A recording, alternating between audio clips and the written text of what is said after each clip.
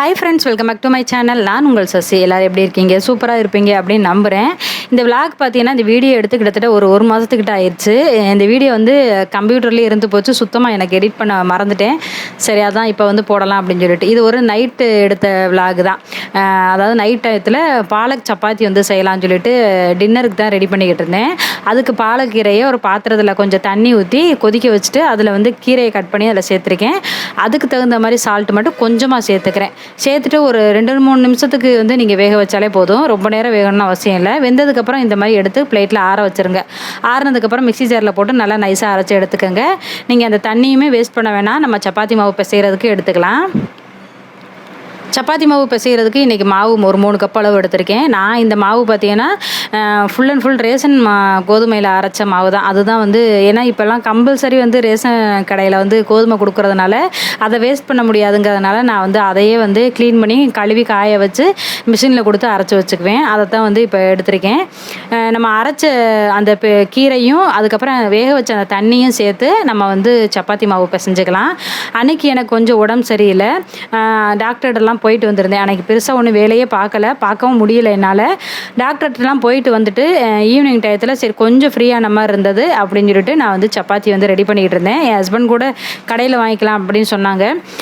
சரி காலையிலையும் ஒன்றும் செய்யலை, மத்தியானமும் ஒன்றும் செய்யலை, நைட்டாவது ஏதாவது செய்யலாம் அப்படின்னு சொல்லிட்டு தான் ரெடி பண்ணிக்கிட்டு இருந்தேன். பிசைஞ்சிக்கிட்டு இருக்கும்போதே என் ஹஸ்பண்ட் நான் வந்து பிசைஞ்சு தரேன், கட் பண்ணி தரேன் காயலாம் அப்படின்னு வந்து சொல்லியிருந்தாங்க. சரின்ட்டு அவங்கள்ட்ட வந்து பாதி மாவு அப்படியே கொடுத்துட்டு அதே மாதிரி பன்னீர் பட்டர் மசாலா வந்து செய்யலாம்னு சொல்லி அதுக்குமே அது தேவையான அது எல்லாமே கட் பண்ணி கொடுத்துட்டாங்க.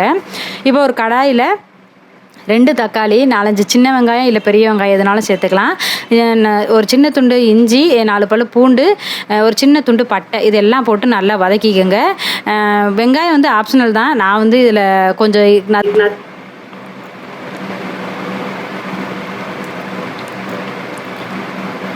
கொஞ்சமாக வந்து எண்ணெய் சேர்த்துருக்கேன். இல்லைன்னா பட்டர் கூட சேர்த்துக்கலாம். இதில் கொஞ்சம் சால்ட்டு, அதுக்கப்புறம் காரத்துக்கு தகுந்த மாதிரி மிளகாய்த்தூள். நான் வந்து இதில் பன்னீர் வந்து ஃப்ரை பண்ண போகிறேன்.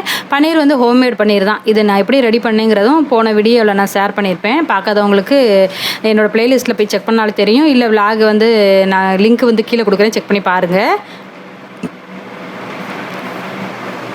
மிளகாத்தூள் போட்டு கொஞ்சமாக வந்து மஞ்சத்தூளும் போட்டு நல்லா மசாலாவை வதக்கிட்டு அதுக்கப்புறம் பார்த்திங்கன்னா நம்ம ரெடி பண்ணி வச்சுருக்கிற அந்த பன்னீரை வந்து இதில் சேர்த்துட்டு நல்லா ஃப்ரை பண்ணி எடுத்துக்கலாம். பன்னீர் வந்து ஹோம்மேடாக நம்ம செய்கிறதுனால நம்மளுக்கு தேவைப்படுற மாதிரி மசாலா பன்னீர் செஞ்சுக்கலாம். ப்ளெயினாக வந்து பன்னீர் வேணாலும் ரெடி பண்ணிக்கலாம். எப்படி வேணுமோ நம்ம வந்து செஞ்சுக்கலாம். நான் நெக்ஸ்ட் டைம் வந்து மசாலா பன்னீர் வந்து ட்ரை பண்ண போகிறேன். அது எப்படி வந்துச்சு அப்படிங்கிறதையும் உங்களுக்கு வீடியோவில் நான் ஷேர் பண்ணுறேன் அடுத்தடுத்து வர வீடியோவில். இப்போ அது ஒரு பக்கம் ஃப்ரை ஆகிட்டு இருக்கட்டும். இன்னொரு அதே கடாயில் நம்ம வந்து பட்டர் கொஞ்சம் சேர்த்துட்டு கொஞ்சம் பட்டையை வந்து நுணுக்கி இதில் சேர்த்துருக்கேன். இது ஆப்ஷனல் தான், நீங்கள் வேணும்னா சேர்த்துக்கலாம். அதுக்கப்புறம் கட் பண்ணி வச்சுருக்க 2 வெங்காயம்.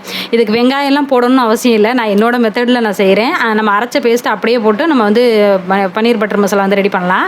எங்களுக்கு கொஞ்சம் வெங்காயத்தோடு சாப்பிடும்போது பிடிக்குங்கிறதுனால நான் வெங்காயம் கொஞ்சம் சேர்த்துருக்கேன். 2 வெங்காயம் தான், அது பொடியாக கட் பண்ணிவிட்டு அதில் சேர்த்துருக்கேன். இதுக்கு தேவையான உப்பு வந்து சேர்த்துக்கோங்க. நம்ம ஆல்ரெடி பன்னீர்லேயும் சேர்த்துருக்கோம். அதனால் வெங்காயத்துக்கு இந்த மசாலாவுக்கு தேவையான உப்பு வந்து நீங்கள் சேர்த்துக்கோங்க. இது வதங்கினதுக்கப்புறம் நம்ம அரைச்சி வச்சுருக்க அந்த பேஸ்ட், அதாவது நம்ம ஏற்கனவே வதக்கி வச்சுருந்தோம்லையே, அதை ஆற வச்சு மிக்சியில் நல்லா நைஸாக அரைச்சி எடுத்துக்கோங்க. இதுக்கு காரத்துக்கு தகுந்த மாதிரி கொஞ்சமாக மிளகாத்தூள் சேர்த்துக்கேன். நீங்கள் காஷ்மீரி மிளகாத்தூள் இருந்தால் தாராளமாக சேர்த்துக்கலாம். சேர்த்துட்டு நல்லா வதக்கி விடுங்க. அந்த மிக்ஸி ஜார்லேயே கொஞ்சமாக தண்ணி ஊற்றி இதில் சேர்த்து நல்லா வதக்கிக்குங்க. இது எல்லாம் வதக்கிட்டு கொஞ்சம் கரம் மசாலையும் சேர்த்து நல்லா வதக்கிக்குங்க. கொஞ்சம் நேரம் நல்லா வதங்கட்டும். உங்களுக்கு வந்து இந்த கிரேவி வந்து எந்த அளவுக்கு திக்னஸ் வேணுமோ அதுக்கு தகுந்த மாதிரி தண்ணி வந்து நீங்கள் சேர்த்துக்கலாம். ரொம்ப தண்ணியாகவும் இருக்கக்கூடாது, ரொம்ப திக்காக இது மாதிரி இருக்கக்கூடாது. அதனால் நான் கொஞ்சம் மீடியமாக தண்ணி வந்து ஊற்றிட்டு கொஞ்சம் நேரம் வந்து அப்படியே கொதிக்க வைக்கிறேன். முதல்ல சொன்ன மாதிரி உப்பு வந்து பார்த்துட்டு சேர்த்துக்கோங்க. பத்தலை அப்படின்னா நீங்கள் இந்த ஸ்டேஜில் வந்து சேர்த்துக்கலாம். அப்படியே கொஞ்சம் நேரம் மூடி வச்சுருங்க. இந்த அளவுக்கு கொதிச்சதுக்கப்புறம் நம்ம ஃப்ரை பண்ணி வச்சுருக்க பன்னீர் இருக்குல்லையே, அதையும் இதில் சேர்த்துக்கலாம். சேர்த்துட்டு ஒரு 2 நிமிஷம் குக் ஆகட்டும். அப்படியே வந்து மூடி வச்சுருங்க. கடைசியாக நம்ம வந்து இதில் சேர்க்க போகிறது கஸ்தூரி மேத்தியும் மல்லித்தலையும் தான் சேர்க்க போகிறோம். கஸ்தூரி மேத்தி வந்து நீங்கள் இருந்துச்சு அப்படின்னா கண்டிப்பாக சேர்த்துக்கோங்க. ஃப்ரெஷ்